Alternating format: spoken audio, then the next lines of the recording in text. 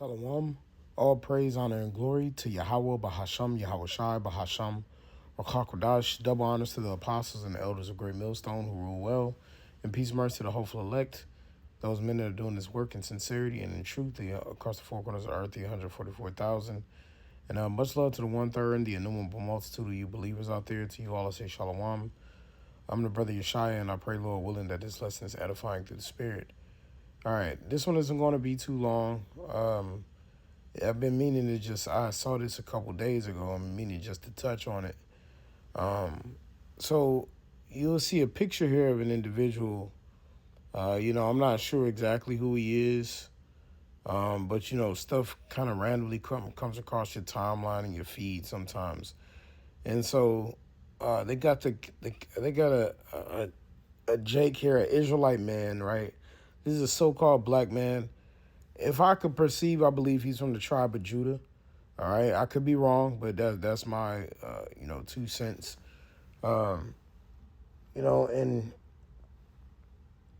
the thing is, so this is what we talk about, like, right? This man is, according to this look, he's trying to be unique, but in reality, he's not only breaking the laws of the Bible, but this is a shameful look, right? This is like Two-Face.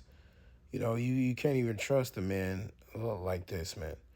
And then they said half man, half amazing. Got it. Well, this is not amazing at all. This is shameful, man.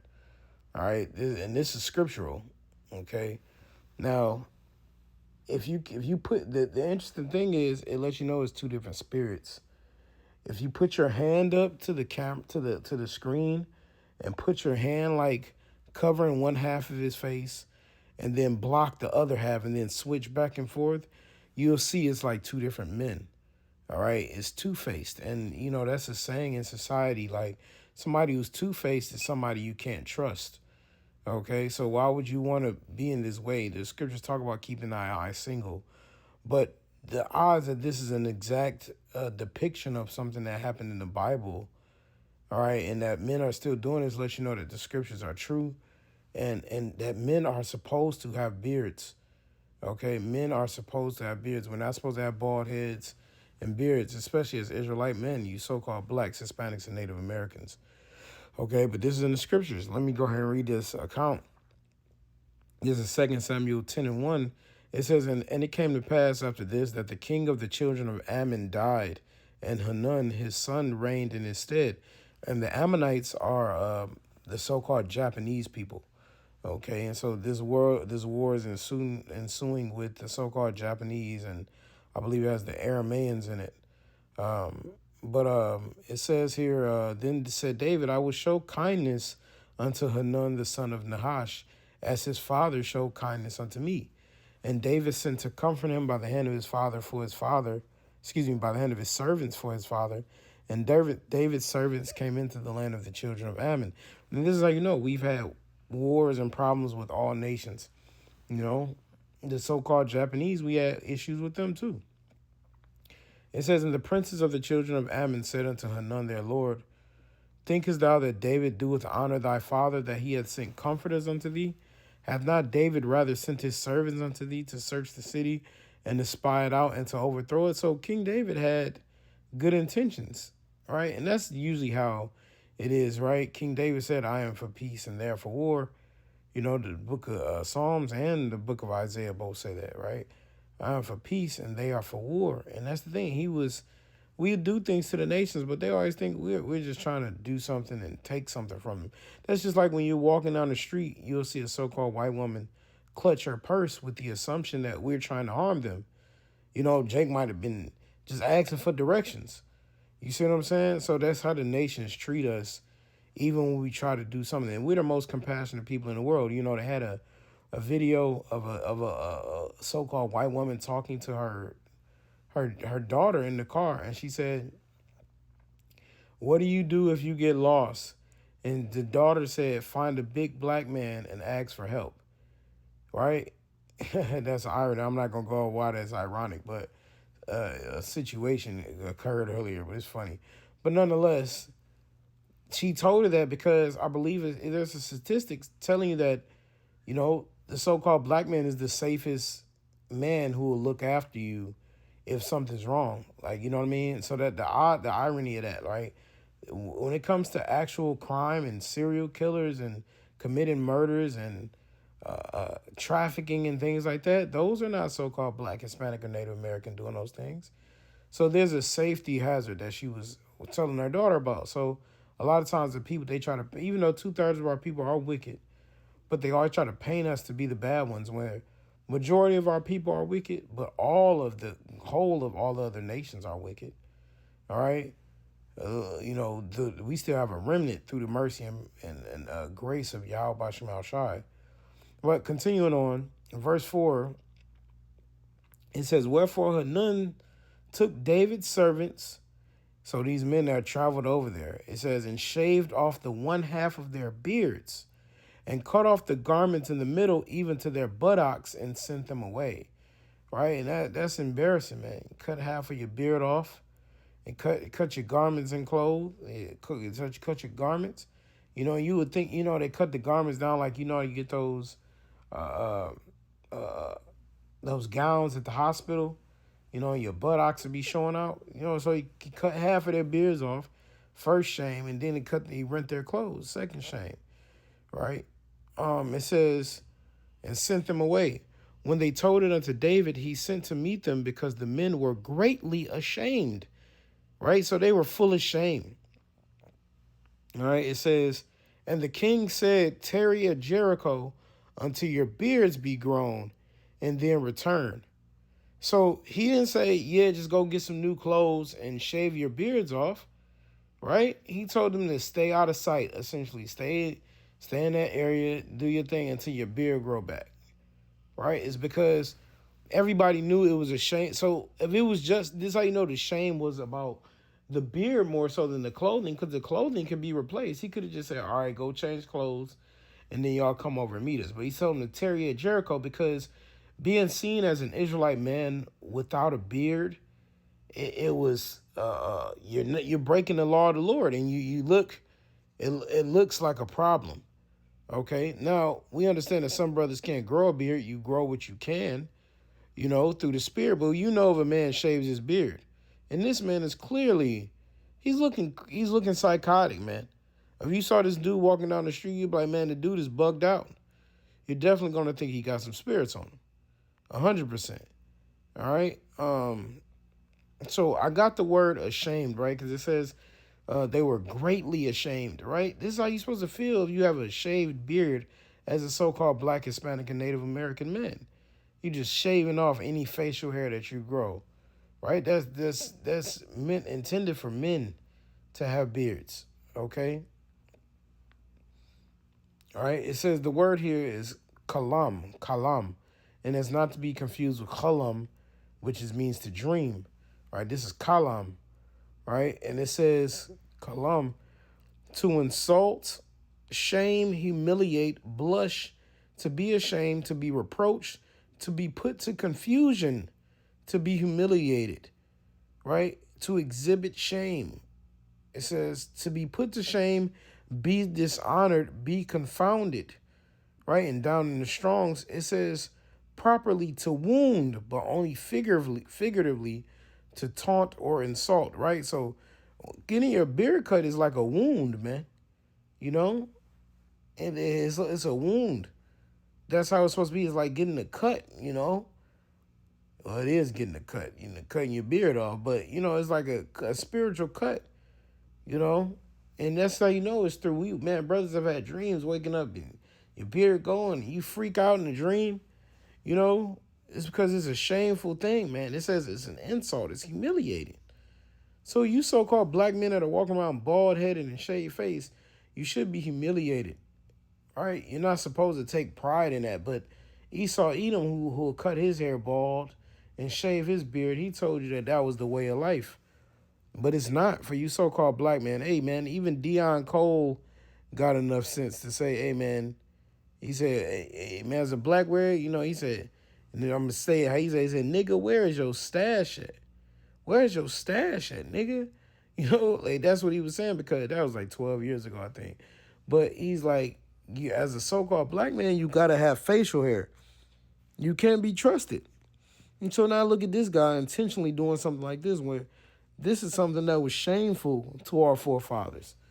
Okay, but now Jake is just turning it in to something that's through, right? And that he intentionally choosing a look like this, right, to be put to, that's confusion. You might be standing on the one of the guy's side. He got a beard, and then you find you stand on the other side. You be like, whoa, it's like two different people, man. You know, it reminds me of damn Two-Face off of Batman in Gotham. You know, is that's just ridiculous, man. So this is supposed to be a look that's supposed to be. You're not supposed to be satisfied with a look like this. You're not supposed to be in this position to think that this is okay. Let me see here, and I had. Let me see. I had another verse too. I mean, another photo. Let me see if I took that one.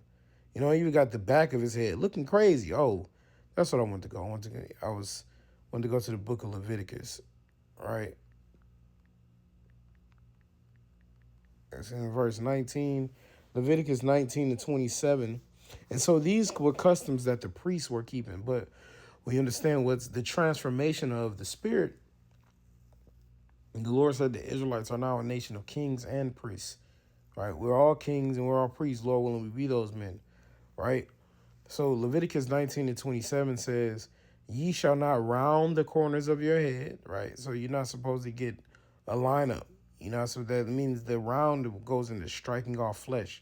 You're not supposed to be lining your hair up, okay? Using a blade. It says, neither shalt thou mar the corners of thy beard. This means you're not supposed to cut off your beard. To mar means to destroy. So what happened with King Hanun, he knew that was a shameful thing for the Israelites. So let's shave half of their beards off. All right, let's make a mockery of them.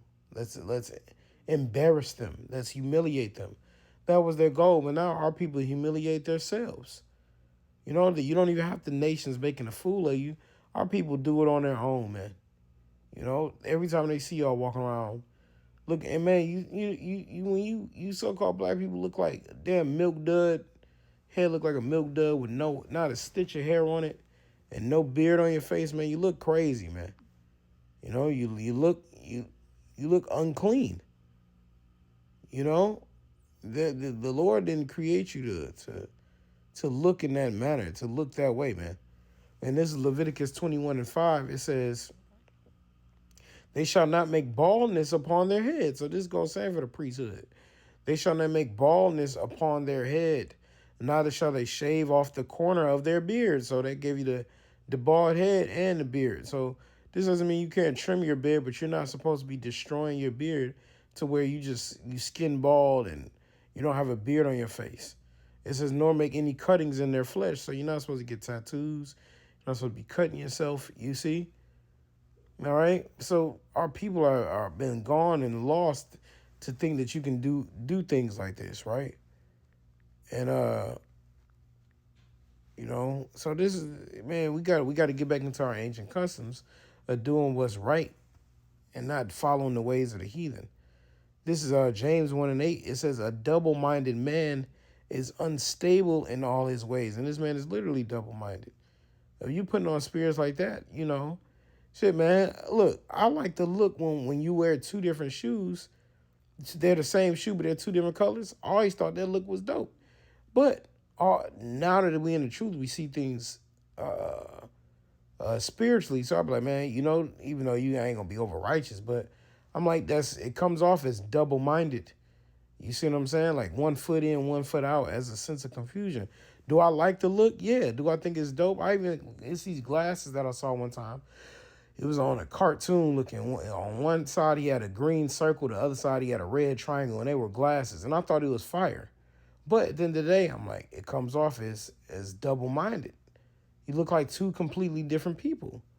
You see, and so we're trying to be on track and being in one mind and being one with Yahweh Bashem Al-Shai. So you can't be just doing reckless things through the spirit and being double-minded, right?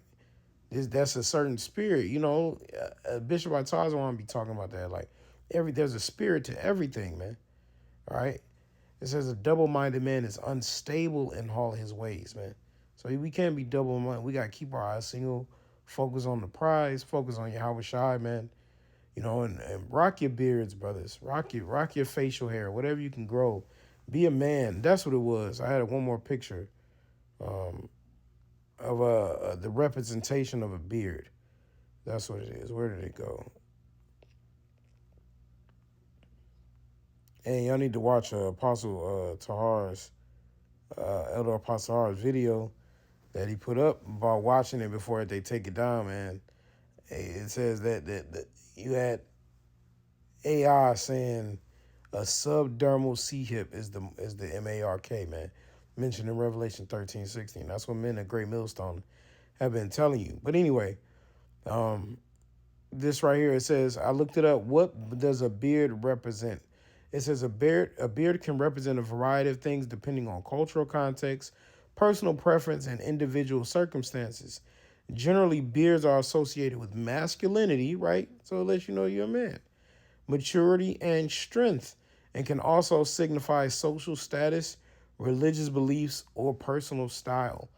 You see, so that's a big representation of it. It says it can also represent masculinity, wisdom, and divine favor. Okay? See, so great info there. You know, a beard. You know, there's one that I used to look up. It used to say, a beard is a badge of honor. Okay, let me see here. A beard is a badge of honor. Let's see. Ooh, that was a good one. Let me see. It says, what does a beard represent in the Bible? In the Bible, a beard primarily represents masculinity, strength, and maturity. It was a sign of honor, that's it, spirit, dignity, and was carefully maintained by men in ancient Israelite culture. In some cases, it symbolized mourning or disgrace when shaved or neglected. See that? That's the spirit. And hey, I want to tell you that too. That said, it said in the Bible, a beard primarily represents masculinity, strength, and maturity. It was a sign of honor, dignity, and was carefully maintained by men in ancient Israelite culture. Ancient Israelites, that's us, brothers. That's our forefathers, right? It says it was carefully maintained. So take care of your beards, brothers. Don't be neglected. It says in some cases it symbolized mourning or disgrace when shaved or neglected. Don't neglect your beard either, brother. You know, you gotta clean it, oil it, moisturize it, wash it. Don't neglect your beard, man. All right. Shaving. It says shaving or neglecting the beard was a sign of grief and mourning, insult and humiliation. It says in some cases, cutting off a man's beard was a severe insult and act of humiliation.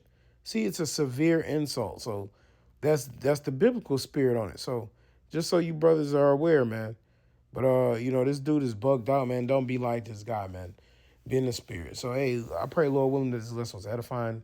I want to give all the praise, honor, and glory to Yahweh, Bahasham, Yahweh Shai, Bahasham, Rachakadash, double honors to the apostles and the elders of Great Millstone who rule well, and peace, mercy to the elect. Until next time, Shalom.